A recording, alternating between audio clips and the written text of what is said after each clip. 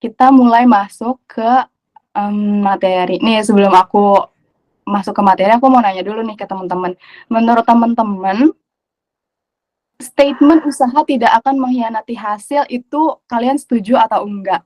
Kalian yay or nay? Yay. Yay. Oh, yay. Yay. Yay. Yay. Oke. Ada yang jawab selain yay enggak? Ini boleh Kak Salim, aku boleh nggak ya minta pendapat Kakak? Karena yang lain nih kan ngejawabnya setuju ya, yay, tapi Kakak ngejawab nggak setuju. Itu kira-kira kenapa ya, Kak? Berkenan nggak ya kalau ngasih pendapatnya? Boleh on cam atau di mana? Di box chat.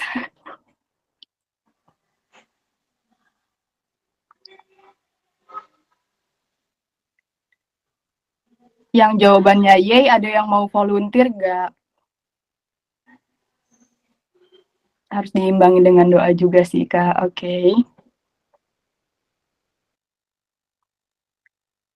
Kak Ratri Galuh boleh ini nggak, boleh on cam nggak? Terus ngasih pendapat gitu. Kenapa sih Kakak jawab nggak setuju sama statement usaha tidak akan mengkhianati hasil ini? Atau Kak Ramai, Ya, Kak.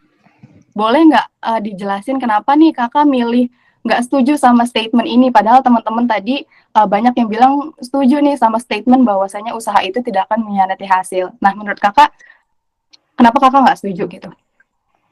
Ya, karena ya saya dari pengalaman hidup sering berusaha, tapi dapat cuman nggak sesuai ekspektasi aja gitu. Jadi kayak nih gitu. Sejauh ini belum bisa dapat fasilitas CA, masih yang nih gitu, Kak. Oke, jadi karena pengalaman hidupnya emang belum ini aja kali ya, belum dapat si Y-nya itu, belum dapat jackpotnya itu ya Kak berarti. Iya. Oke, tapi sebelumnya buat teman-teman yang setuju, boleh ada yang volunteer gak nih? Siapa yang mau ngasih penjelasan kenapa nih teman-teman setuju sama statement usaha tidak akan mengkhianati hasil ini? Ada yang mau speak up? Kak Aina mau? Boleh?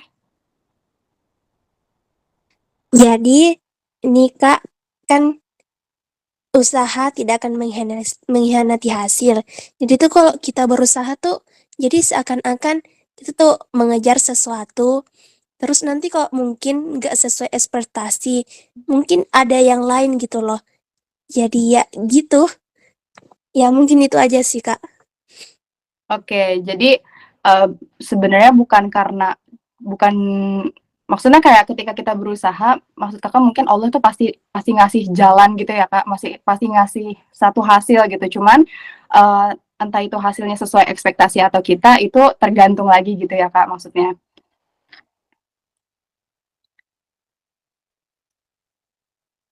Oke.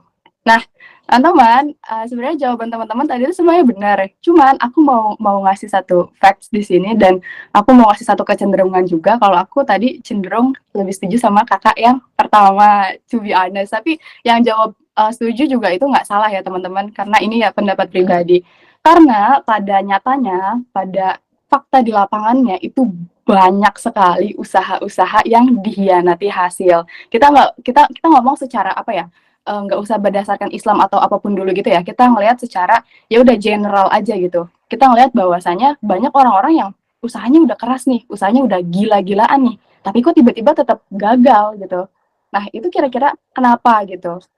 Dan jujur aku sendiri pun pernah mengalami hal ini gitu. Jadi dulu waktu aku mau tes kampus, tes masuk universitas, wah itu aku dalam 1 tahun itu usahanya menurut aku sudah lumayan, enggak, aku udah gila-gilaan ya, kayak sholat tahajud, duha, dan segala macam, itu semuanya udah all out banget. Kerjaan aku setiap hari itu belajar, berdoa, ibadah, dan segala macam. Dan aku pun ngerasa pede bahwasanya di tahun itu aku bisa lolos di Fakultas Ekonomi Bisnisnya UI gitu. Tapi ternyata waktu pengumuman aku gagal. Nah, di situ aku nangis, nangisnya karena aku ngerasa kayak usahaku udah gila-gilaan ya Allah, kenapa tetap dapetin gagal sebagai hasilnya gitu. Kenapa hasilku kenapa usahaku dihianati oleh hasil gitu, teman-teman. Dan kalau misalnya kita mau lihat contoh lebih spektakulernya ya, kita bisa lihat contohnya Nabi Nuh. Teman-teman di sini ada yang tahu nggak Nabi Nuh tuh berdakwah selama berapa tahun? Boleh di komen atau boleh buka mic.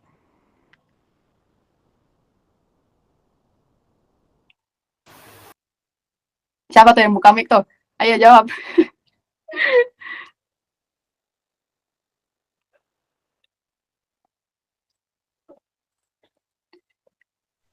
Kurang 50 tahun baru cukup 1000 abad. Kalau nggak salah. Gimana Kak? Maaf, boleh tolong diulang? Sekitar 950 tahun mungkin. Nah, tadi Kak Salma ya? Iya, Kak Salma, terima kasih banget jawabannya dan itu benar ya teman-teman. Jadi Nabi Nuh itu berdakwah sekitar kurang lebih 9 abad. Kurang lebih 900 tahunan. Dan itu luar biasa banget ya. Dan itu isinya berarti kayak effortnya Nabi Nuh, usahanya Nabi Nuh, itu adalah 900 tahun. Tapi teman-teman tahu nggak berapa followers Nabi Nuh sampai pada akhirnya Nabi Nuh wafat? Oke, aku langsung jawab aja ya. Dalam 900 tahun atau 9 abad berdakwah itu, mengeluarkan effort, usaha, dan lain-lain ya, bener banget Kak Anissa, followersnya Nabi Nuh itu cuma 80 orang. Bayangin teman-teman, kayak 900 tahun berdakwah, koar-koar, di tengah masyarakat, di tengah kaum-kaumnya yang keras kepala, tapi at the end of the day, Nabi Nuh cuma dapetin 80 followers. Sorry, sekarang suaraku udah jelas belum ya? Alhamdulillah jelas.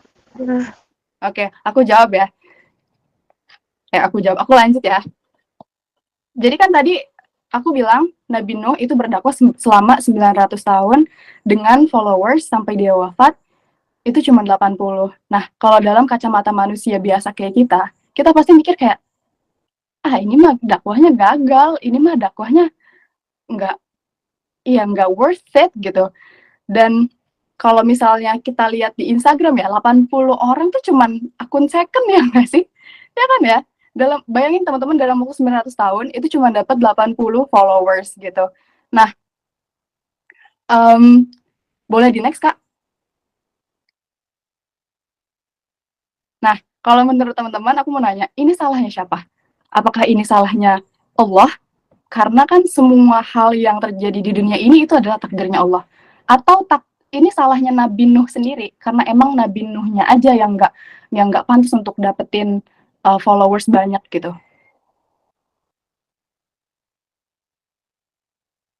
Oke Kak Salma, kenapa menurut Kak Salma ini bukan salah dua-duanya?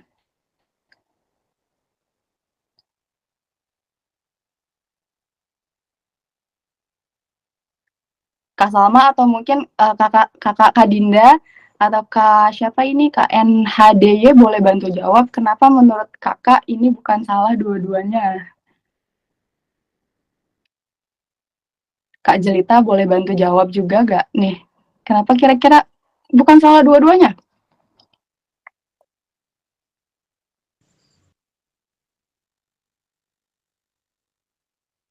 Karena memang sudah takdir Allah. Iya, berarti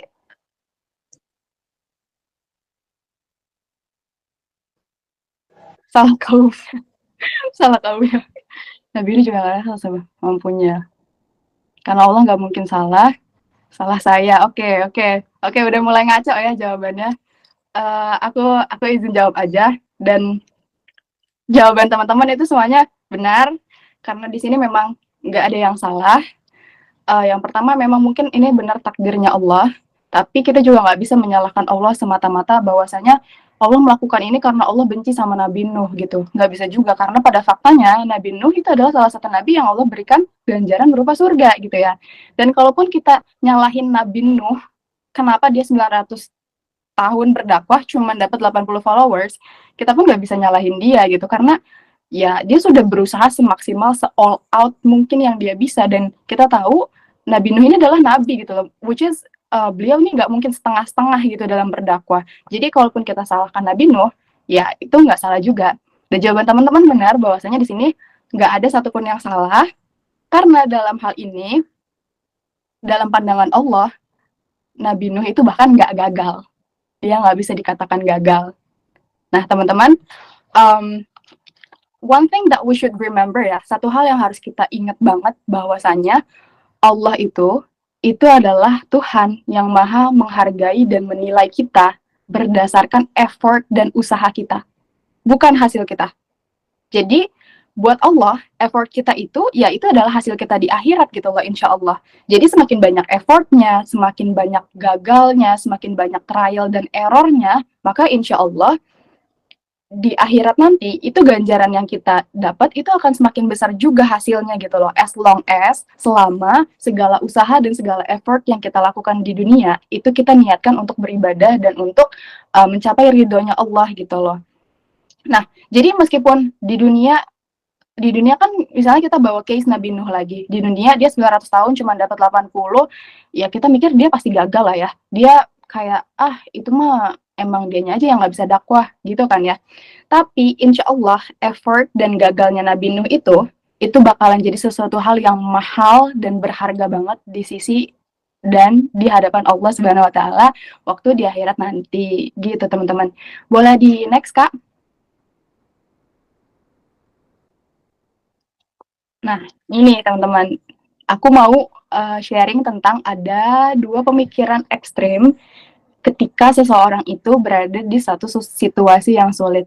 Nah, yang pertama, ketika kita ada di suatu situasi yang sulit, kita berpikir bahwasanya Allah itu marah, Allah itu dendam sama kita karena kesalahan yang kita lakukan di masa lalu, dan Allah itu sepenuhnya emang menginginkan kesulitan itu menimpa kita aja gitu. Ini pikiran ekstrim yang pertama. Jadi ketika kita punya mindset ini, ketika kita sedang dalam suatu kesulitan, kita tuh cenderung mikir bahwasanya, Allah tuh kayaknya nggak sayang ya. Allah tuh kayaknya nggak adil ya, gitu. Iya sih, aku emang pernah bermaksiat di masa lalu, tapi kenapa Allah sejahat ini ya? Itu adalah satu pemikiran ekstrim yang pertama. Sedangkan pemikiran ekstrim yang kedua, itu adalah ketika kita menyalahkan diri sendiri dan merasa rendah meskipun kita sudah berusaha. Nah, teman-teman, kenapa ini dibilang sebagai satu pemikiran ekstrim juga? Karena pemikiran yang kedua ini bisa banget jadi suatu hal yang bahaya banget, yang pada akhirnya ketika kita menyalahkan diri sendiri, kita mengutuk diri kita sendiri karena satu kegagalan, kita pada akhirnya malas untuk nyoba lagi. Kita jadi takut untuk nyoba lagi karena kita takut gagal, karena kita menghakimi diri kita tuh akan gagal selama-lamanya gitu. Padahal ya nggak juga gitu loh. Di dunia ini kayak menurutku pribadi ya, setiap orang itu pasti punya jatah atau porsi kegagalannya masing-masing, ya nggak sih?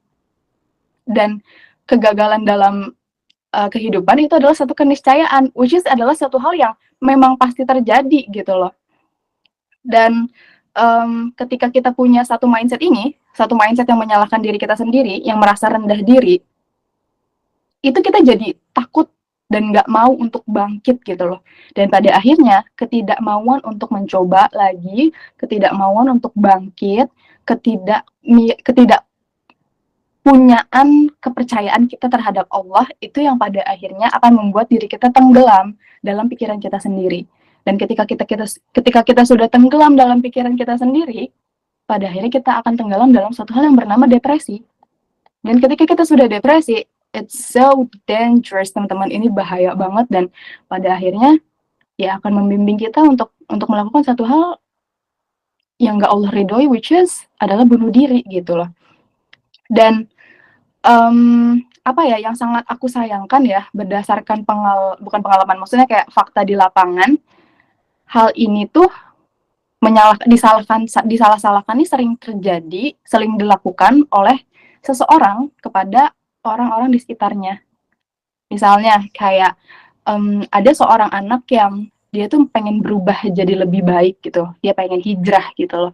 Tapi justru orang terdekatnya, bahkan orang tuanya tuh bilang, halah kamu mah anak nakal, ngapain deh hijrah gitu. Dan pada akhirnya pikiran nakal itu terinternalisasi.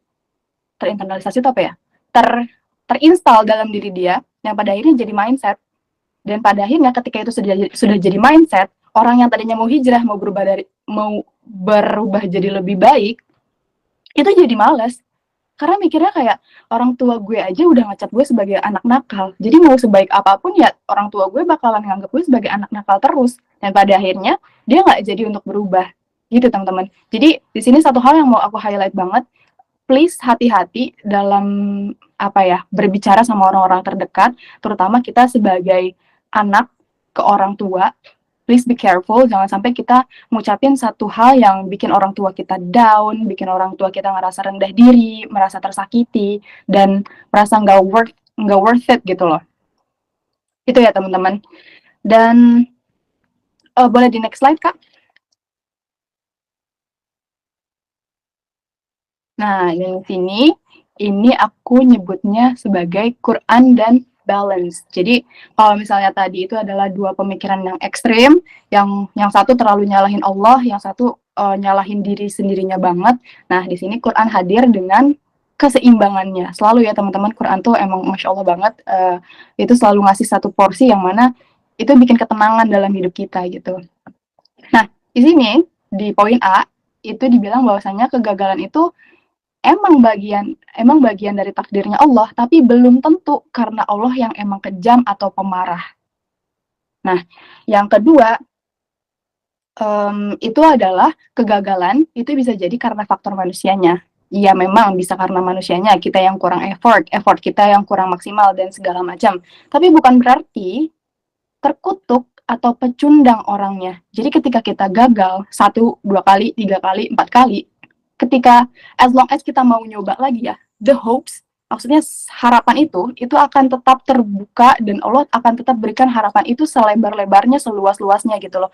Jadi ketika kita gagal, bukan berarti kita terkutuk atau pecundang gitu teman-teman. Dan yang ketiga, Allah itu sesuai prasangka hambanya. Jadi kalau misalnya di poin pertama, aku bilang kegagalan itu emang bagian dari takdir Allah, tapi belum tentu karena Allah yang emang kejam dan pemarah. Tapi kalau misalnya teman-teman berprasangka, teman-teman mikir bahwasanya kesulitan ini terjadi karena kejamnya Allah sama aku nih. Maka it is what it is. Maka itu akan terjadi karena again Allah sesuai prasangka hambanya. Tapi kalau misalnya teman-teman nganggap satu kesulitan yang teman-teman alami, let's say gitu ya, ini terjadi karena mungkin ini adalah bentuk daripada kasih sayangnya Allah pengen menyelamatkan aku daripada sesuatu hal yang aku nggak ketahui, maka it is what it is juga. Maka ya memang Allah itu memang melindungi teman-teman, menyayangi teman-teman dari sesuatu yang teman-teman nggak tahu gitu. Karena ya benar, Allah tidak mungkin membebani seorang hamba di luar batas kemampuannya gitu. Jadi yang ketiga, itu Allah adalah sesuai prasangka hambanya. Jadi hati-hati dalam berprasangka sama Allah ya teman-teman. Kita harus tetap berprasangka baik sama Allah, entah apapun yang terjadi pada hidup kita. Meskipun kita nggak bisa ngelihat pada saat itu ya, kita nggak bisa ngelihat satupun kebaikan karena mungkin terlalu sakit dan terlalu berat bebannya. Cuman please tetap percaya bahwasanya Allah itu pasti menginginkan segala hal yang terbaik untuk kita, dan please untuk terus berprasangka baik kepada Tuhan atau kepada Allah gitu. Nah, boleh di next slide, Kak.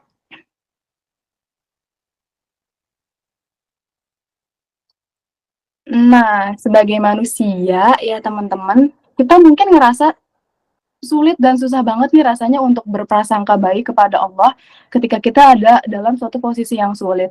Ketika kita bahkan kita nggak bisa ngelihat sedikit pun kebaikan dari apa yang kita lalui, apa yang sedang kita alami gitu. Susah banget. We keep question. Kita terus bertanya kayak, ya Allah, why me? Dear Allah, why me? Kenapa aku gitu loh? Kenapa aku yang harus menerima segala kesulitan ini di saat aku sudah berdoa, aku sudah berusaha, aku sudah meminta kepadamu gitu loh. Padahal orang-orang di luar sana, mereka bahkan nggak sholat, mereka nggak usaha, tapi kok mereka tetap dapat apa yang mereka mau ya Allah.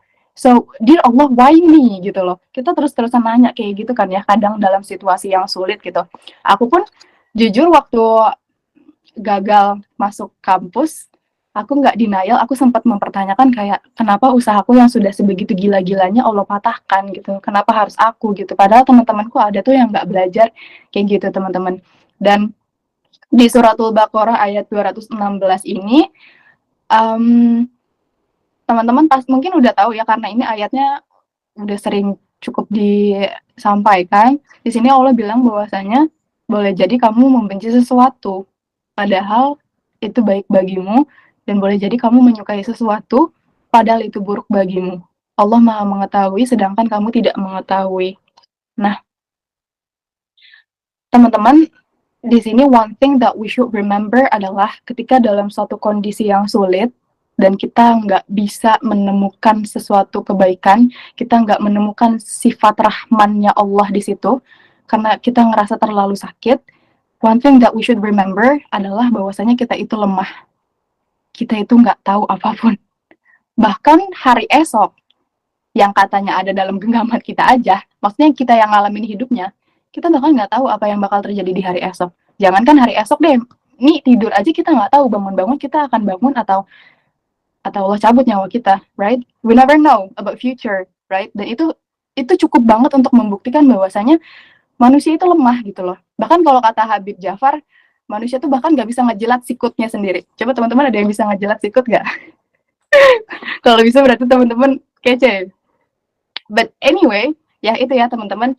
Jadi ketika kita nggak bisa ngelihat satupun kebaikan dan rahmannya Allah dalam suatu situasi yang sulit, kita ingat aja bahwasanya kita lemah.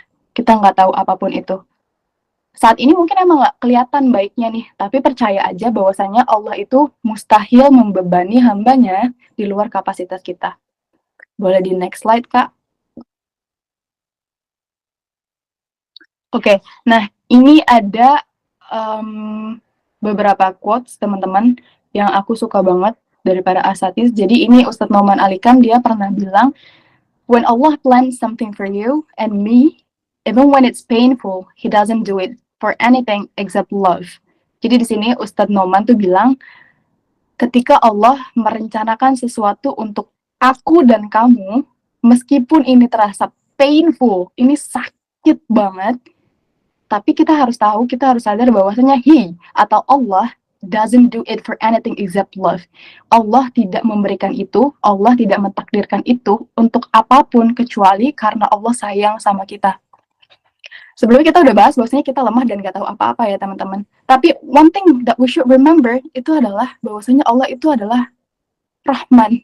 Allah itu sayang banget sama kita. Dan Allah tuh yang maha mengetahui segala-galanya kan ya. Masa depan, takdir terbaik, siapa jodoh terbaik, siapa pendidikan terbaik apa untuk kita, itu Allah yang paling tahu kan ya, apa yang paling sesuai dengan kehidupan kita, yang paling bermaslahat dalam hidup kita, Allah yang paling tahu itu. Dan Allah akan senantiasa memberikan segala hal yang terbaik, yang bisa kita handle, yang memang bermanfaat bagi kehidupan kita seterusnya gitu. So, ini quotes-nya bagus banget dari Ustadz Nauman Alikam ini. Aku harap teman-teman bisa terus mengingat ini ya, bahwasanya ketika Allah menakdirkan sesuatu, usahakan kita harus ridho terhadap takdirnya Allah, karena Allah nggak mungkin mencelakai hambanya, dan Allah tuh nggak mungkin membebani hambanya dengan suatu beban yang di luar kapasitas kita. Nah, untuk quotes yang kedua, ini Ustadz Felix pernah bilang, ini bagus banget, sumpah ini bagus banget, dan aku pakai ini ketika aku gap year dulu ya, dan ini cukup banget jadi penguat aku ketika aku gap year dulu. Jadi Ustadz Felix bilang, kalau ada banyak hal di mana kamu merasa gagal, sedih, putus asa, ketahuilah mungkin memang itulah tujuan Allah gitu lah. Emang Allah tuh bertujuan untuk bikin kita putus asa. Kenapa? Supaya kita sadar bahwasanya kita tuh lemah. Karena kadang-kadang ya teman-teman, aku sendiri ngerasain sih, aku sebagai manusia, kalau hidupnya senang-senang terus, ya lama-kelamaan akan lupa sama Allah gitu loh. Akan semakin lalai gitu. Tapi ketika kita ada dalam kondisi yang merasa gagal, merasa sedih, putus asa, itu justru mendorong kita untuk lebih dekat sama Allah kan ya, untuk berdoa lebih banyak, untuk nangis ke Allah lebih banyak, right? Dan mungkin memang Ustadz Felix ini benar, salah satu tujuan Allah ya bikin kita putus asa supaya kita sadar bahwasanya kita itu lemah gitu. Dan ketika kita sadar, kemudian ketika kita bangkit dan kita berhasil menang, saat bangkit yang kedua itu, nanti ketika kita menang, kita nggak akan nepuk dada dan bilang bahwasanya ini semua karena gue nih, ini semua karena usaha gue nih, ini semua karena gue yang emang jago, gue yang kece dari lahir nih. Nggak akan kayak gitu, teman-teman. Kalau kita udah dikasih putus asa, aku jamin 100% kita bakal lebih sadar bahwasanya semua ini, kesuksesan yang kita raih, itu mungkin ada effort kita sih. Cuman, yang lebih berperan besar di sini adalah pertolongannya Allah. Gitu ya, teman-teman. Dan untuk quotes yang ketiga, di sini Ustadz Felix bilang kita tuh mungkin dilatih untuk jatuh sejatuh-jatuhnya, seolah-olah kita tuh diminta untuk membuat rencana sebaik-baiknya supaya Allah bisa kasih tahu bahwasanya rencana kamu itu sampah. Kita disuruh nih ngerancang sebaik-baiknya dan kita berharap bahwasanya itu yang akan terjadi di kehidupan kita. Tapi pada satu titik Allah gagalkan itu semua dan seakan-akan Allah bilang rencanamu tuh ya nggak bener loh. Kamu tuh nggak tahu apa-apa tentang hidupmu dan aku yang lebih tahu gitu loh. Dan ketika Allah bilang bahwasanya rencana kita itu sampah, itu bertujuan supaya esok ketika kita ditolong Allah, ketika Allah tolong kita tuh jadi tahu bahwasanya rencana Allah itu akan memang selalu lebih keren dan selalu lebih baik daripada rencananya kita. Gitu ya, teman-teman. Boleh di next slide, Kakak.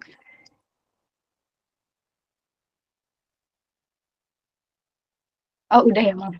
Oke, jadi ini aku insert ayat At-Taghabun ayat 11. Di sini Allah bilang bahwasanya tidak ada suatu musibah pun yang menimpa seseorang kecuali dengan izin Allah. Siapa yang beriman kepada Allah, niscaya dia akan memberi petunjuk kepada hatinya. Sesungguhnya Allah Maha mengetahui segala sesuatu. Nah, Kakak boleh tolong di next slide lagi? Terima kasih. Oke, jadi kalau aku nonton lecture atau kajiannya Ustadz Nauman ya di sini, beliau bilang bahwasanya maksud dari Allah bilang siapa yang beriman kepada Allah itu maksudnya adalah siapa yang beriman kepada Allah pada kondisi sulit, niscaya Allah berikan petunjuk pada hatinya. Karena teman-teman kita bisa lihat ya, dalam keadaan yang mudah, kita mungkin gampang bilang bahwasanya Allah Rahman Rahim gitu. Allah Maha Pengasih, Maha Sayang. Karena ya kita ada dalam posisi yang nyaman, kita ada dalam posisi yang menyenangkan gitu loh. Tapi ketika kita ditimpa satu kesulitan, depresi, beban yang begitu berat, apakah kita akan tetap bilang bahwasanya Allah itu yang Maha Pengasih dengan segala ujian itu? I don't think so, right? Kayak banyak dari kita yang justru kayak ngerasa, aduh, nih Allah kok ngasih ujian berat banget ya. Allah sayang nggak sih sebenarnya? Allah adil nggak sih sebenarnya? Maka dari itu di sini Allah bilang di surat At-Taghabun ini, siapa yang beriman kepada Allah pada saat itu tuh maksudnya kayak pada saat Allah berikan kondisi sulit, maka Allah akan berikan petunjuk kepada hatinya.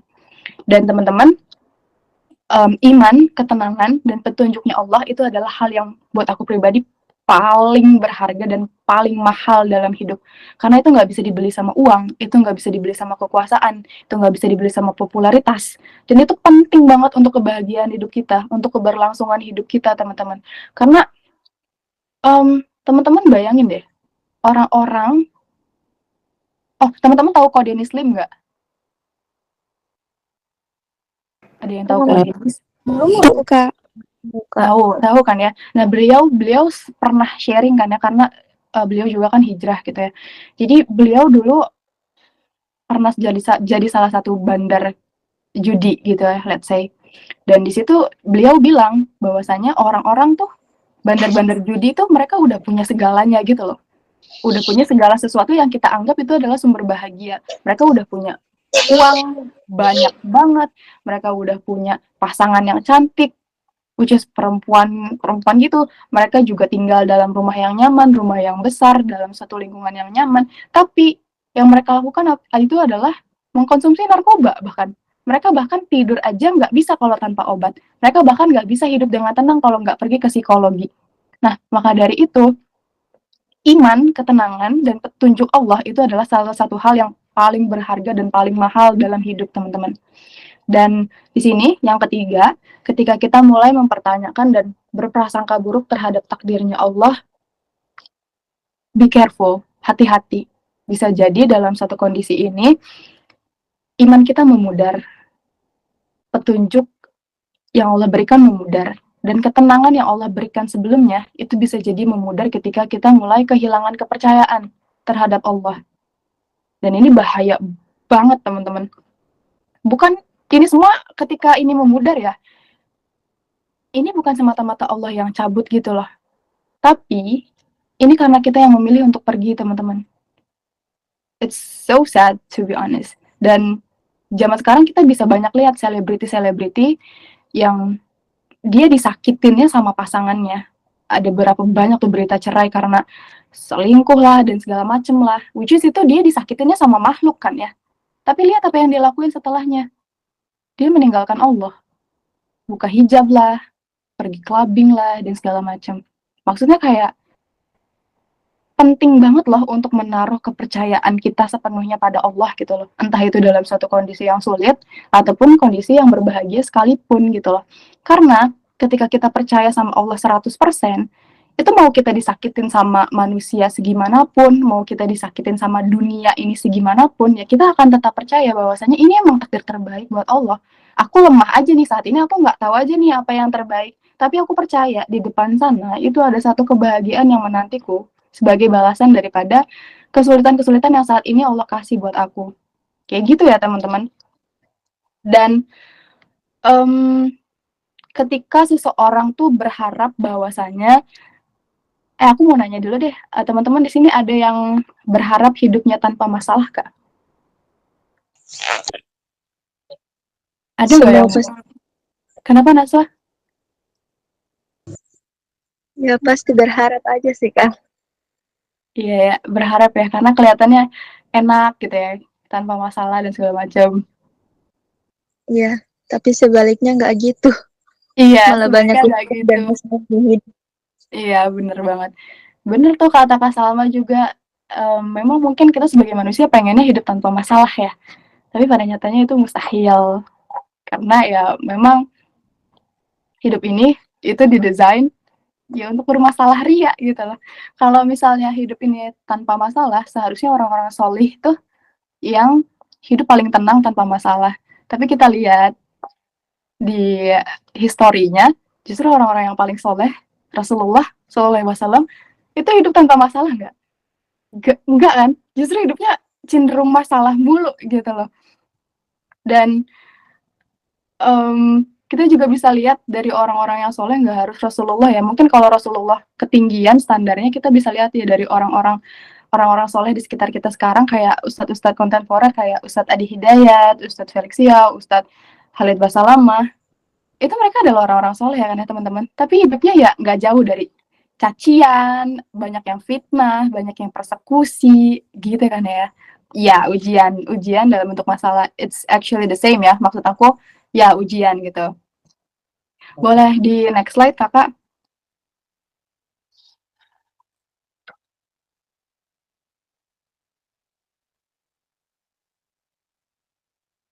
Nah, ini ya teman-teman.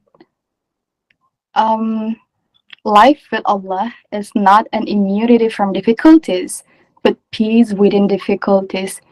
Jadi, ketika kita hidup dengan berusaha taat sama Allah ya, bukan berarti Allah bakal menghilangkan semua permasalahan kita, bukan berarti semua masalah itu bakalan pergi dari hidup kita. Bakalan tetap ada masalahnya, cuman Allah bakal hadirkan satu ketenangan tertentu yang itu adalah impact daripada keimanan kita ketika kita ada dalam suatu kesulitan. Kayak saudara-saudara kita yang di Gaza, teman-teman. Kalian sering lihat kan ya pasti video-video mereka, video anak-anak kecil yang ditanya, "Hey, bagaimana hidup?" Terus mereka jawab, "My life is good, alhamdulillah." My life is good katanya teman-teman, padahal di belakangnya itu adalah reruntuhan bangunan. Padahal kita tahu seberapa banyak orang-orang yang terbantai di Palestina gitu loh. Tapi mereka tetap bisa tuh senyum. Ya mereka mungkin emang nangis sih, mungkin sedih apalagi ketika ada keluarga mereka yang meninggalkan mereka, yang jadi yang syahid waktu itu ya. Cuman kekuatan mereka gitu loh, it's enough to prove, ini cukup banget untuk membuktikan bahwasanya iman seseorang itu emang sepenting itu gitu loh. Iman, ketenangan, petunjuk dari Allah tuh emang sepenting itu loh untuk kita sebagai manusia. Karena kita bisa lihat sendiri sekarang, kita buktinya bisa langsung lihat sendiri gitu loh teman-teman. Mereka orang-orang yang imannya kuat, yang Allah kasih petunjuk, yang memang jadi orang-orang pilihan Allah gitu loh, yang Allah berikan ketenangan dalam hatinya, dalam situasi yang aku bahkan nggak bisa bayangin ya, kayak air bersih nggak ada, makanan mereka makan rumput, makan pakan pakan ternak dan segala macem, lingkungan nggak bersih, mereka nggak sekolah, orang tua mereka syahid, mereka lumpuh, bahkan ada yang diamputasi tangan dan kaki gitu, kulit mereka terbakar, but still mereka bilang la haula wala quwata illa billah, tidak ada penolong kecuali Allah gitu. Dan itu luar biasa banget gitu kan ya. Dan aku justru malah, ini sekarang masih putus-putus nggak? Lancar Kak, lancar.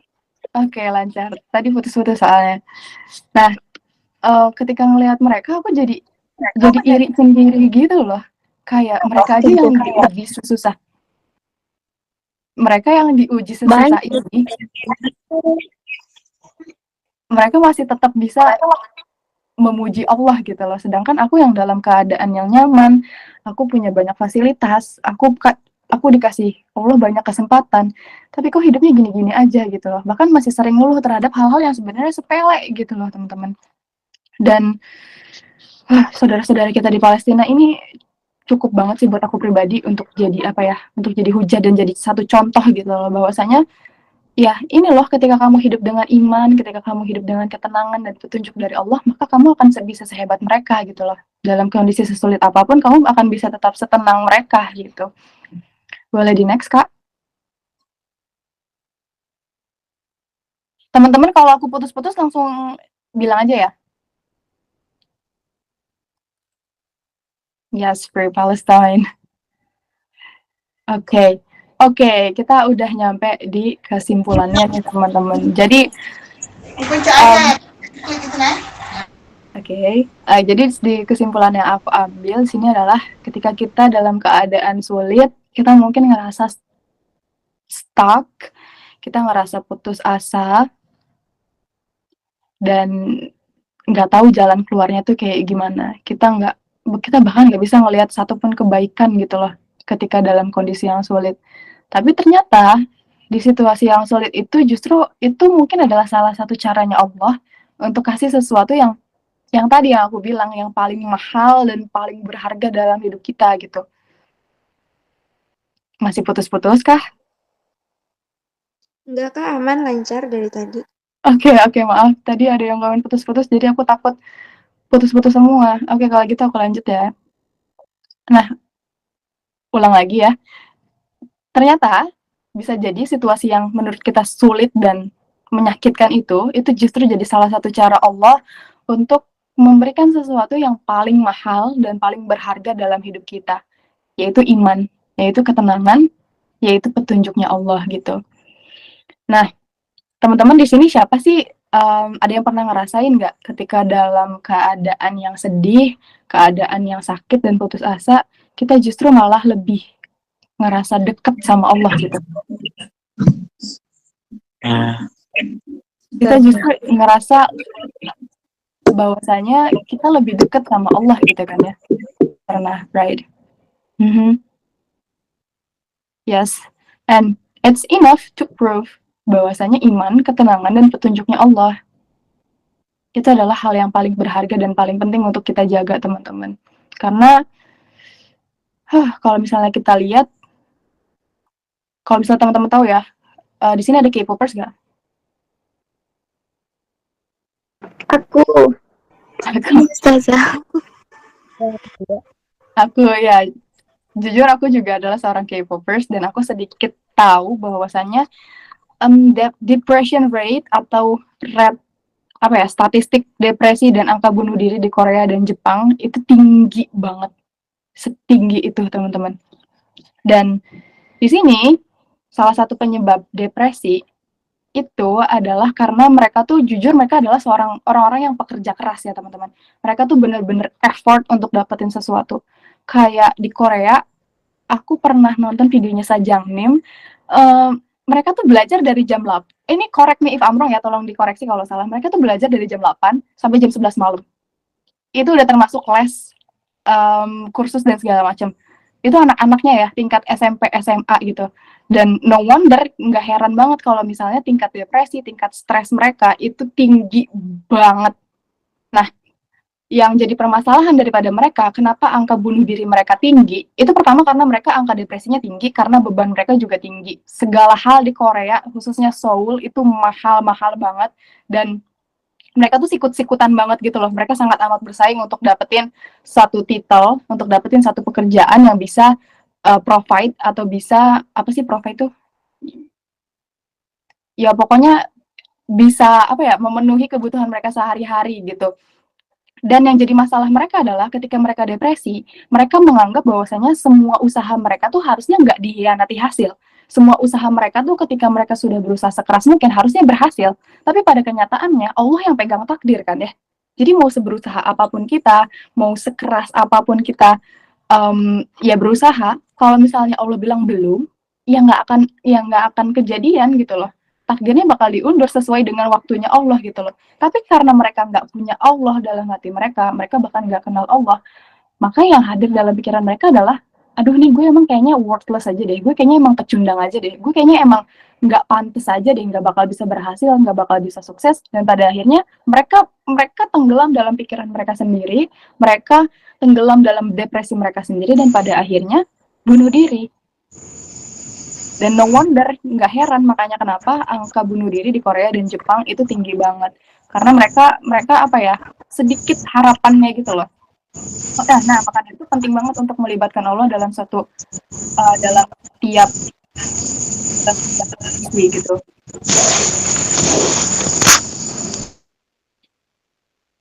Oke Kak, boleh di next. Boleh Kak. Nah, ini nextnya udah selesai. Barakallahu fikum teman-teman. Terima kasih udah menyimak apa ini segala ngalor ngidulku. Enggak ngalor gitu. Ini insya Allah ilmu ya teman-teman. Semoga bermanfaat untuk teman-teman semua. Iya, silakan kalau mau cas HP. Iya kan habis Idul Fitri, Idul Adha ding. Makanya daging. Barakallah, Kakak boleh diambil alih, Kakak moderator. Baik, Masya Allah, tabarakallah. Syukran jazakallah khairan kasiran Kak Bunga karena telah memberikan ilmunya yang luar biasa untuk kita semua. Semoga ilmunya dapat bermanfaat bagi orang banyak, selalu dalam kebahagiaan dan keberkahan Allah Subhanahu wa taala. Amin, amin ya rabbal alamin.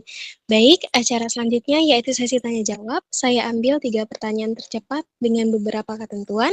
Yang pertama, pertanyaan yang diajukan melalui on mic, nanti saya ambil 3 peserta tercepat yang angkat tangan dan saya akan bacakan namanya.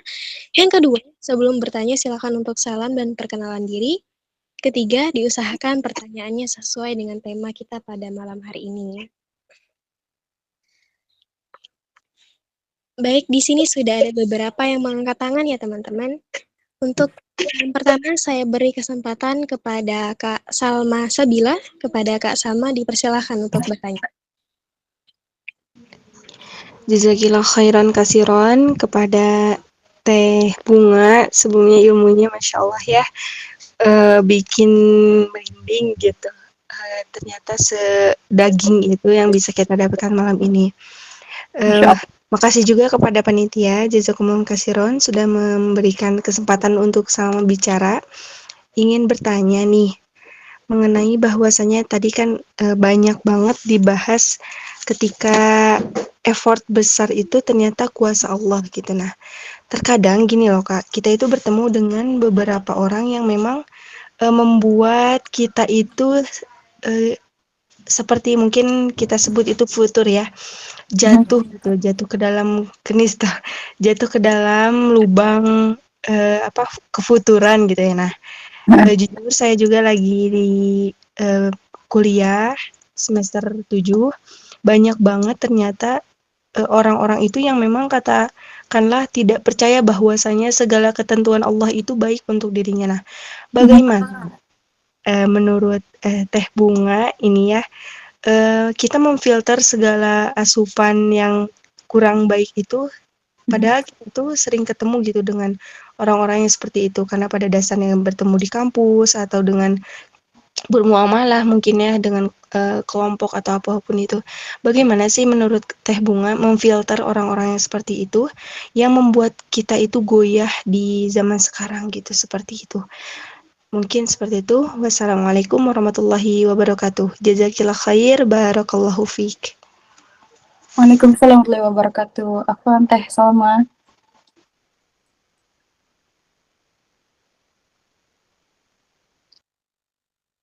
Afwan, Kak, ini pertanyaannya? Iya, boleh langsung dijawab ya, Kak. Oh, boleh langsung. Oh, oke, satu-satu dulu ya. Aku izin follow up Kak Salma. Tadi pertanyaannya adalah gimana caranya kita nge-filter pendapat orang-orang gitu ya di saat kita sering bertemu dengan mereka gitu ya. Pendapat mereka yang bikin kita futur gitu ya, yang bikin kita ragu lah ya istilahnya. Ketika kita sendiri sering tektokan atau sering interaksi sama mereka, entah itu dari kelompok kelompok kuliah ataupun ya sekedar ketemu di kuliah gitu kan Kak ya.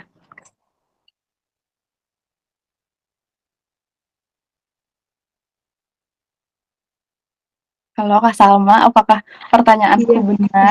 betul sekali. Naam, naam. Oke, Afwan. jazakallah khair. Oke, bismillah. Kalau menurut aku sendiri ya, kita kan nggak bisa kontrol people ya. Kita nggak bisa ngekontrol bagaimana orang harus bertindak, bagaimana kita nggak bisa memfilter supaya orang-orang itu bertingkah laku sesuai dengan apa yang kita inginkan gitu. Yang bisa kita lakukan itu hanyalah menyampaikan gitu apa yang kita ketahui, apa yang menurut kita benar gitu. Jadi kalau misalnya mungkin dalam satu kondisi Kak Salma sama teman-teman Kak Salma tuh lagi diskusi gitu loh, menurut gue kayaknya rencana Allah tuh ya Allah nggak menginginkan yang terbaik buat gue deh gitu. Menurut gue usaha gue tuh kayaknya lebih penting deh dibandingkan rencana atau pertolongannya Allah. Nah, ketika kakak di sini sudah belajar, ketika kakak sudah tahu mana yang benar dan mana yang salah, maka kewajiban dari kakak ya untuk berdiskusi gitu loh, mengajak diskusi bahwasanya sebenarnya yang benar tuh ini loh. Effort kita memang mungkin benar, itu ada andilnya dalam kesuksesan kita. Tapi yang lebih penting itu adalah kuasa atau pertolongannya Allah gitu. Dan kalau misalnya untuk memfilter pendapat-pendapat kayak gitu supaya kita nggak goyah, menurutku pribadi yang harus kita kuatkan adalah diri kita sendiri sih Kak. Yang pertama, kalau aku pribadi ya, kalau guruku bilang cara memperkuatnya ketika kamu tinggal atau kamu ada di lingkungan yang heterogen. Karena aku pun jujur, aku di UI, di FISIP, itu anak-anaknya liberal semua. Jangankan percaya bahwasanya takdir itu lebih besar kuasa Allah daripada usaha kita. Bahkan banyak teman-temanku yang nggak percaya Tuhan gitu, karena si liberal itu gitu loh. Dan kalau guruku pribadi menyarankan ke aku adalah yang pertama, perkuat dari diri sendiri kita sendiri. Perkuat dari diri kita sendiri. Caranya dengan apa? Ya dengan belajar. Dan kakak ini kan aku lihat kayaknya udah Masya Allah sekali ya ilmunya. Dan lanjutkan aja gitu. Jadi yang pertama adalah memperkuat keimanan kita sendiri dengan cara belajar gitu. Yang kedua, kita di samping punya teman-teman di lingkungan kampus, kita juga harus punya teman-teman taat, Kak. Karena sebagaimana yang kakak rasakan ya, lingkungan tuh seberpengaruh itu. Aku pun merasakan itu.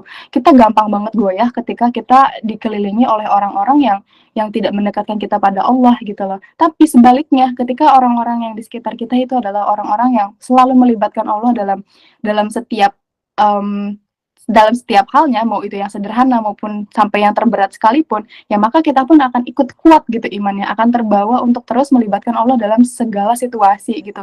Jadi menurut aku pribadi, tadi yang pertama itu perkuat dari diri sendiri, dan yang kedua itu cari teman taat. Entah itu teman taat di kajian offline kah, atau di komunitas kayak gini, yang penting kita kayak apa ya, tektokan terus sama dia gitu loh. Supaya ketika kita terjun di satu lingkungan yang heterogen, atau satu lingkungan yang kalau aku sih liberal tadi, kita punya tameng dan benteng sendiri gitu loh Kak. Dan ketika memang rasanya sudah futur, sudah low bad gitu ya, cepet-cepet aja kita balik lagi dengerin kajian, kita balik lagi ketemu sama teman-teman soleh, kita balik lagi untuk ngelihat orang-orang soleh, entah itu ngelihat asatis favorit kakak ataupun ya imam-imam ataupun reciter atau pembaca Al-Quran favorit kakak dan lain-lainnya, dan orang-orang soleh yang lainnya. Jadi yang aku bisa simpulin itu sih Kak. Pertama, karena kita nggak bisa nyuruh orang untuk berperilaku sesuai dengan apa yang kita mau, maka jalannya untuk tidak terpengaruh adalah dengan mengkondisikan diri kita sendiri, memperkuat iman kita sendiri. Yang pertama dengan belajar, dan yang kedua adalah dengan memiliki teman-teman yang taat gitu loh. Jadi kalau misalnya kita udah kelihatan oleng, udah kelihatan low bad, itu pasti nanti ada alarm tersendiri dari teman-teman taat itu. Karena yang aku pribadi rasain ya, teman-teman taat tuh selalu pengen kita tuh ada di jalannya Allah gitu. Aduh, aku mau nangis kalau ngomongin teman, kayak bersyukur banget karena punya mereka gitu, dan mereka tuh selalu jadi pengingat gitu loh. Buat aku pribadi, aku kan di sosmed tuh kayak agak blak-blakan ya ngomongnya. Mereka tuh selalu nasihatin aku kayak, Bunga kayaknya lebih baik kayak gini deh, Bunga lebih kayaknya Allah lebih ridho kalau misalnya kayak gini deh, kayak gitu Kak. Jadi intinya itu ya, belajar dan punya teman taat. Sekiranya itu dari aku, apakah menjawab pertanyaannya atau ada yang mau di follow up lagi? Iya, jazakillah khair Teh Bunga, Masya Allah ternyata apa ya, sebegitu pentingnya gitu ya yang tadi tips-tipsnya. Jujur Li, anak itu baru followers baru nih. Nah, qadarullah biiznillah, Allah izinkan ada kelas Teh Bunga gitu ya. Nah, sebegitu sebegitu bahagianya gitu ya pas tadi lihat juga, kayak excited banget gitu. Allah tuh pertemukan secara online tapi kayak kita teh deket gitu ya. Nah, Masya semoga Allah. Teh Bunga juga istiqomah, tetap semangat kuliah dan menuntut ilmunya, dan tetap berkonten ya. Karena pada dasarnya kontennya itu benar-benar bagus banget untuk millennials gitu. Mungkin terima kasih banget, sehat selalu di sana. Semoga berkunjung ke Bandung. Aduh, insya Allah ya, agak jauh, tapi insya Allah. Jazakillah khair Kak Salma. Aku seneng banget teman-teman kalau didoain kayak gitu. Karena jujur aku kurang suka ya kalau dipuji kayak, kakak kontennya keren dan segala macam. Aku kurang suka digituin. Tapi kalau didoain dan ya diapresiasinya secara didoain, itu aku seneng banget, Masya Allah. Terima kasih Kak Salma dan teman-teman semua. Iya, Boleh sama-sama. lanjut ke pertanyaan selanjutnya mungkin Kak Anissa. Baik, Masya Allah. Kita lanjut ke pertanyaan yang kedua ya teman-teman. Saya beri kesempatan kepada Kak Fadli. Untuk Kak Fadli, dipersilakan pertanyaannya. Baik Kak, sebelumnya Bismillahirrahmanirrahim. Assalamualaikum warahmatullahi wabarakatuh. Terima kasih Kakak moderator. Mohon izin Kak, ini kali kedua saya bertanya sama Kakak. Masih ingat waktu di Masih. Masya Allah. negeri itu hari? Masya Allah. Jadi untuk pertanyaan saya Kak, yang digagalkan atau diselamatkan, bagaimana sih Kak pandangannya Kakak tentang banyak orang yang masih merendahkan orang lain. Sudah ada motivasi dia dapat, sudah ada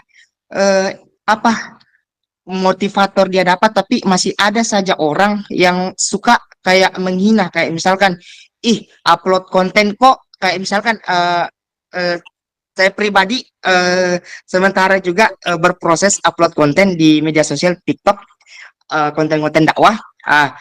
Itu biasa ada yang bilang, kayak teman saya, dia bilang, kok upload konten dakwah? Emang sebagus apa sih konten kamu? Emang sebanyak apa sih followers kamu?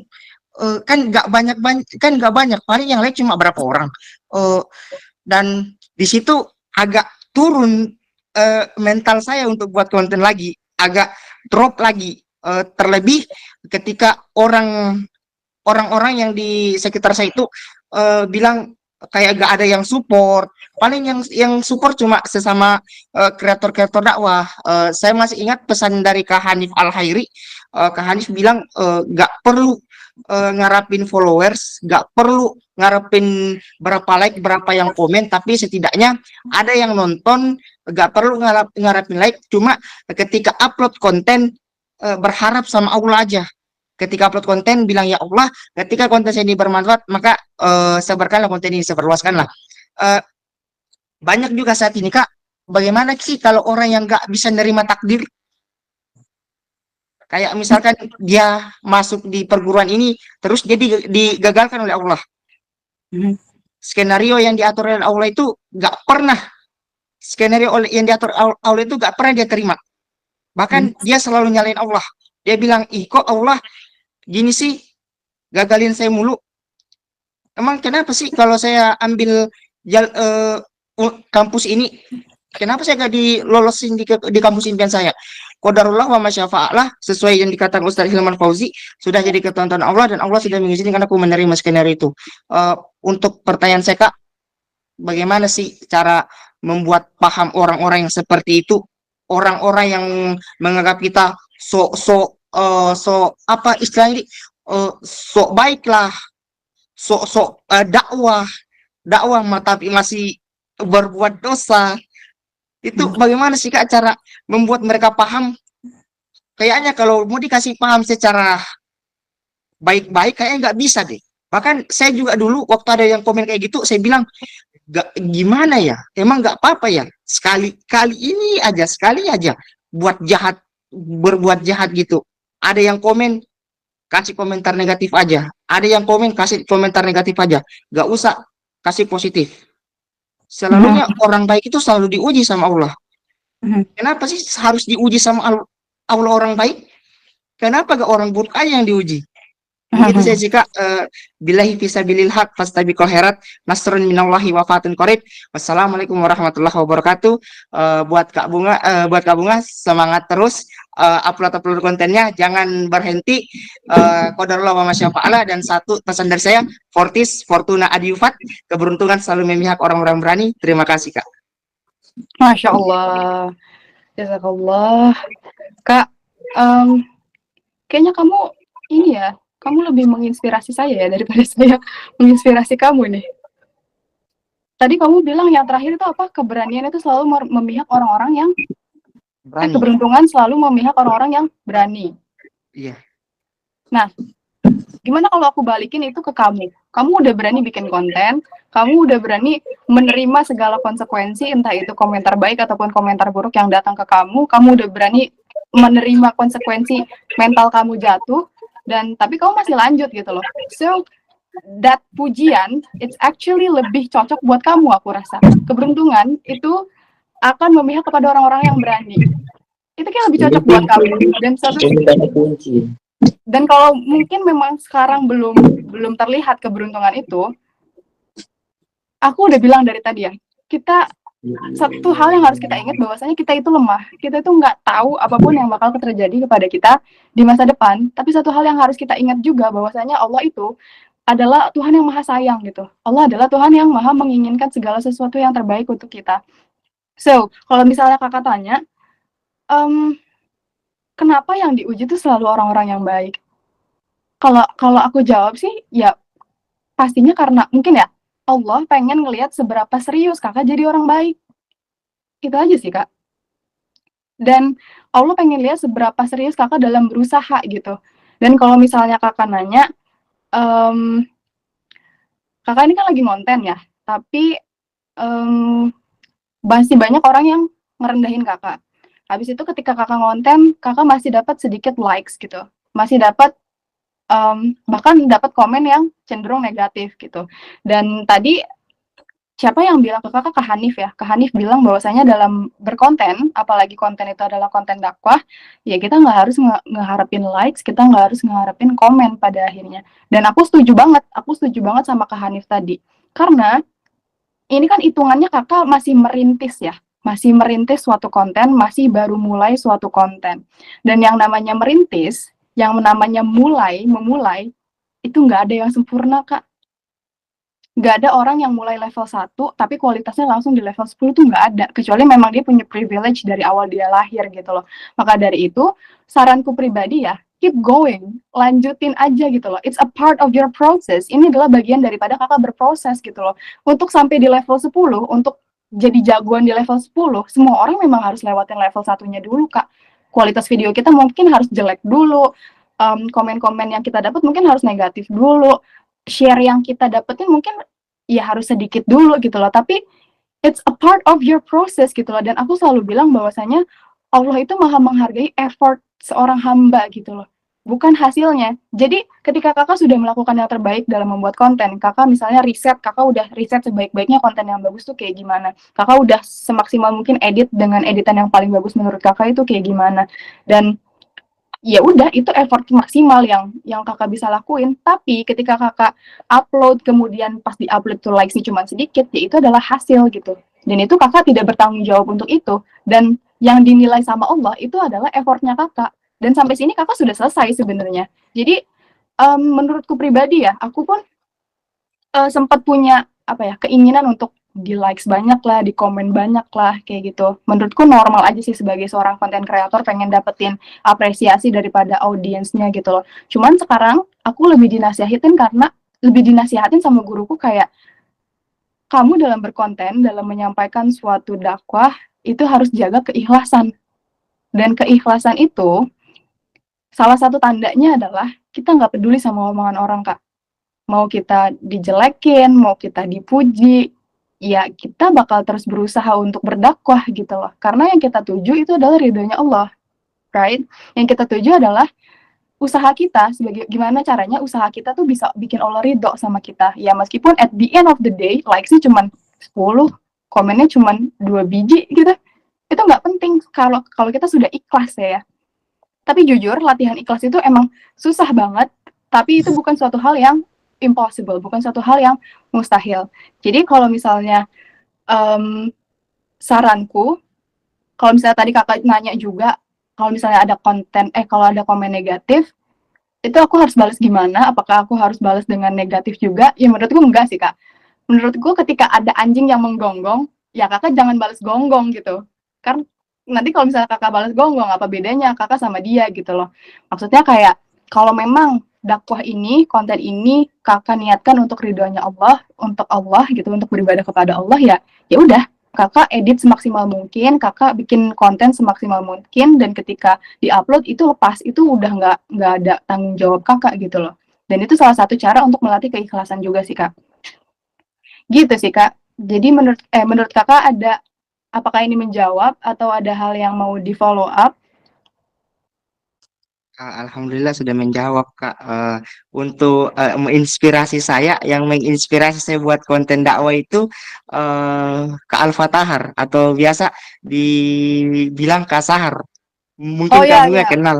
Iya, iya, Eh, aku tahu. Ya, Masya Allah, beliau tuh Masya Allah. Beliau Tapi, itu yang memotivasi saya Kak. Awal saya ketemu sama beliau juga ada kelas yang diadain oleh tim Magerin itu, kelas volume kelas eh, hi- kelas volume hijrah volume 4. Jadi di situ saya terinspirasi dari beliau buat kontennya. Terus buatlah konten konten dakwah mhm, gitu sih Kak. Makasih banyak Kak atas sarannya dan masukannya. oke. Semangat selalu ya, Kak. By the way, itu udah berapa lama kakak bikin konten? Sudah ada 2 bulan Kak. Nah, 2 bulan itu masih awal, sama kayak aku pun masih merintis kan ya. Jadi, ayo kita lanjutkan perjuangan dakwah kita. Kita nggak boleh tumbang cuman karena komentar manusia. Kita usahakan kita ikhlaskan semua dakwah kita itu tujuannya untuk beribadah kepada Allah. Ya udah, barakallahu fikum kakak, semangat terus. Semoga Allah ridhoi dan Allah berikan kemudahan dalam usaha kakak untuk berdakwah, untuk menolong agamanya Allah. Baik, Masya Allah. Kita lanjut ke pertanyaan yang ketiga, pertanyaan yang terakhir. Saya beri kesempatan kepada Kak Maryam Ari. Kepada Kak Maryam, saya persilahkan untuk bertanya. Baik, maaf. Bismillahirrahmanirrahim. Assalamualaikum warahmatullahi wabarakatuh. Waalaikumsalam warahmatullahi wabarakatuh.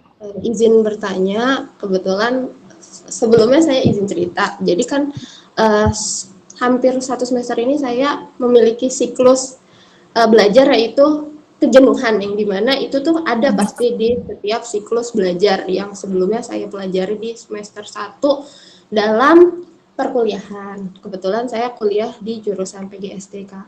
Nah, kebetulan sekarang saya di semester keempat dan saya coba konseling ke salah satu dosen pembimbing akademik saya. Terus beliau berkata bahwasannya, oke, Allah bakal ngasih apapun takdir yang terbaik untuk kita. Tapi gimana cara kita untuk nangkep tujuan apa sih yang Allah kasih sebenarnya dari takdir tersebut. Nah, saya tuh masih kayak ngerasa apa ya, gimana sih cara cepat kita untuk tahu tujuan Allah ngasih takdir kayak gitu tuh apa gitu, Kak.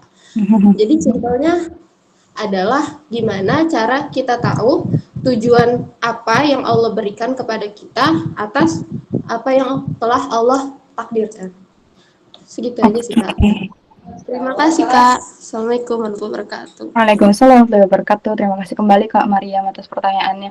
Jadi tadi aku izin follow up pertanyaannya, gimana caranya kita tahu intensi atau niatan Allah tuh sebenarnya Allah mau ngasih takdir yang kayak gimana sih? Kenapa sampai harus diberikan takdir seperti ini dulu sebelumnya? Gitu ya Kak?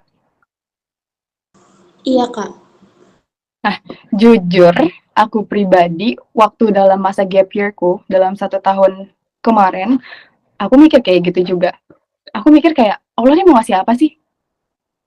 Aku kayak, rasanya kayak berjuang dalam satu hal yang tidak pasti, itu kan gak enak banget ya Kak ya. Di satu sisi kita masih mau untuk terus berjuang karena kita punya harapan gitu, karena Allah kasih harapan. Tapi di satu sisi kita juga gak tahu, apa sih yang mau Allah kasih nih? Kayak hal apa yang udah Allah persiapkan buat kita, itu juga kita nggak tahu, karena ya gambling gitu loh. Kita cuma bisa berusaha di tengah ketidakpastian itu. Dan kalau misalnya Kakak tanya pendapat aku ya, cara kita untuk tahu, ya sebenarnya kita nggak akan pernah tahu sih Kak, karena itu adalah rahasianya Allah gitu loh. Cuman satu hal yang bisa kita lakuin adalah cukup percaya, tanemin kepercayaan itu sedalam-dalamnya bahwasanya semua hal yang terjadi pada kita, semua fase yang terjadi pada kita, itu pasti akan berlalu, itu pasti akan menemukan satu titik kebahagiaan pada akhirnya. Dan yang sering banget kita dengar kan kayak Allah tuh nggak akan mungkin memberikan suatu ujian, suatu masalah kepada hambanya di luar kapasitas hambanya itu sendiri, right? So, ya menurutku pribadi, caranya adalah, cara untuk tahunya mungkin kita nggak akan pernah bisa tahu rencana apa yang Allah punya. Karena again manusia itu terbatas, manusia nggak tahu masa depannya itu akan seperti apa, dan manusia bahkan tadi aku bilang hari esok aja kita nggak tahu akan terjadi apa gitu loh. Tapi yang dan masa depan itu adalah hal yang kita nggak bisa kontrol kan ya, itu bukan ranah kita untuk bermain, which is itu adalah ranahnya Allah untuk menentukan takdir seperti apa yang harus kita jalani gitu loh sebagai takdir kita.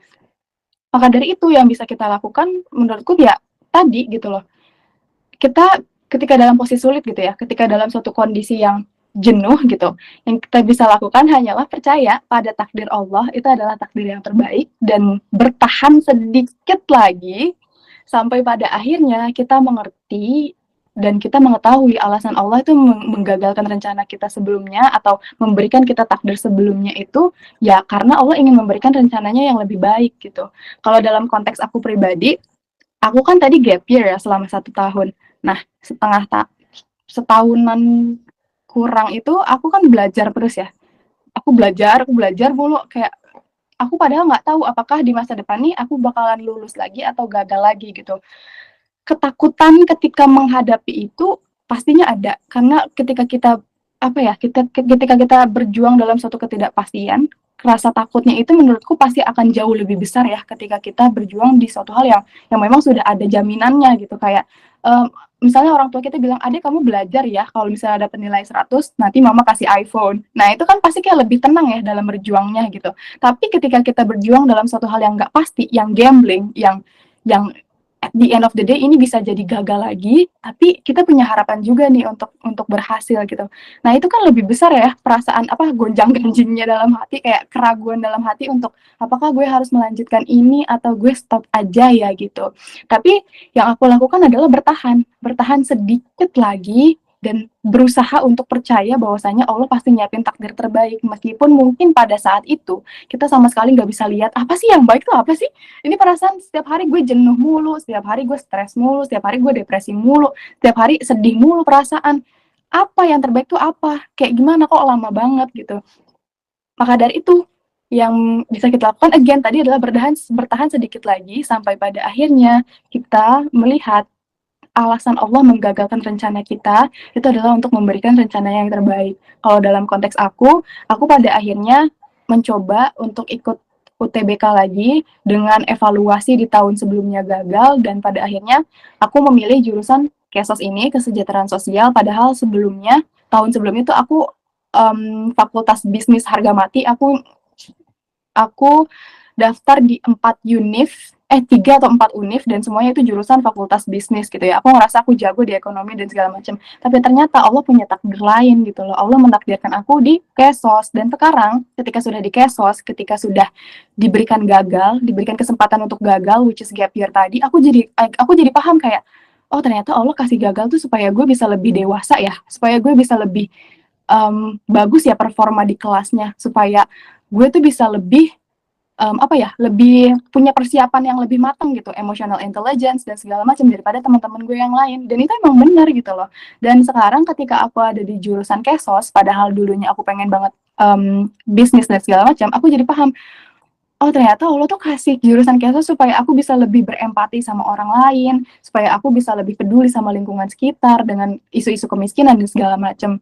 Kayak gitu sih Kak. Jadi satu hal yang aku mau highlight lagi, kalau misalnya pertanyaannya gimana caranya kita untuk tahu rencananya Allah, pertama kita nggak akan mungkin tahu karena itu adalah kuasanya Allah, itu adalah domain atau lapangan mainnya Allah dan bukan lapangan mainnya manusia. Yang kedua yang bisa kita lakukan itu cuman percaya pada takdir Allah, itu adalah yang terbaik, dan bertahan sedikit lagi sampai pada akhirnya kita melihat dan merasakan bahwasanya emang bener takdir Allah itu selalu lebih keren daripada apa yang kita pikirin. Itu sih Kak. Kira-kira apakah menjawab atau ada yang mau di follow up?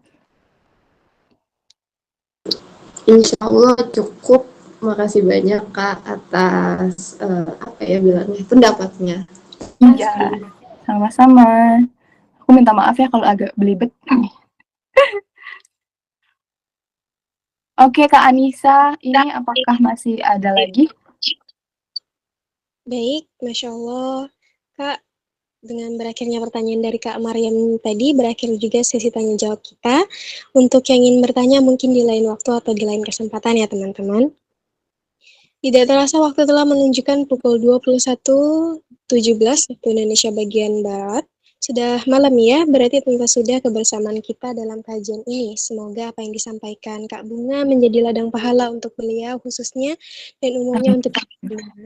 Untuk menutup kebersamaan kita kali ini, marilah kita akhiri kajian ini dengan doa yang akan dipimpin oleh Kak Bunga. Kepada Kak Bunga, tafadhol masykurah. Oke, teman-teman.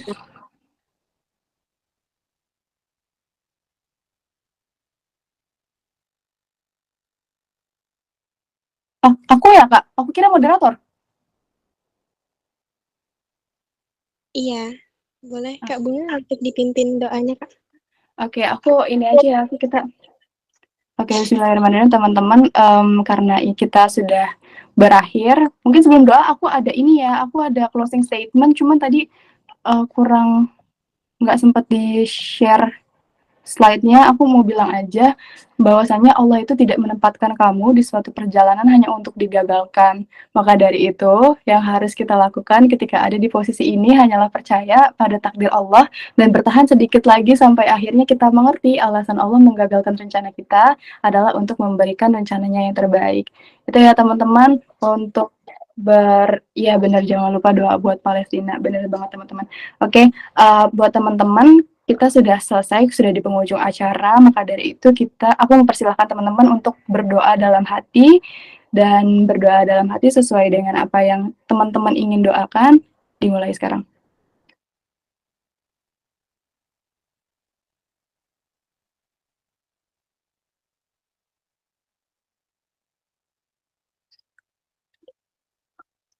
Amin, berdoa tidak pernah selesai. Oke Kak, terima kasih.